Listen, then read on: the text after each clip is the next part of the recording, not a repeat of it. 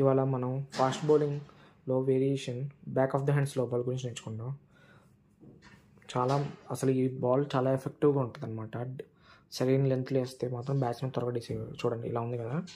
జనరల్గా మనం సీమప్ ఎలా చేస్తాం, ఇలా ఇలా వేస్తాం కదా, కానీ ఇది బ్యాక్ ఆఫ్ ద హ్యాండ్. ఇదిగోండి బాల్ ఇలా ఉంది కదా, ఇదిగోండి ఇలా బ్యాక్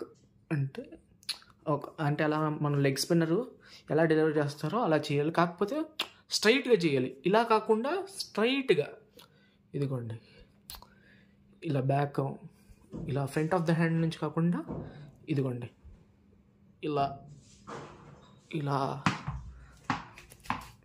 ఇంకోసారి ఇలా ఉంది కదా, ఇలాగా అంటే బౌలింగ్ గ్రిప్ మనం ఇలా వెళ్తే ఇలా ఇలా అన్నమాట. ఇది కనుక మనం కానీ ఫుల్ ప్రాక్టీస్ చేయాలి, చాలా కష్టం.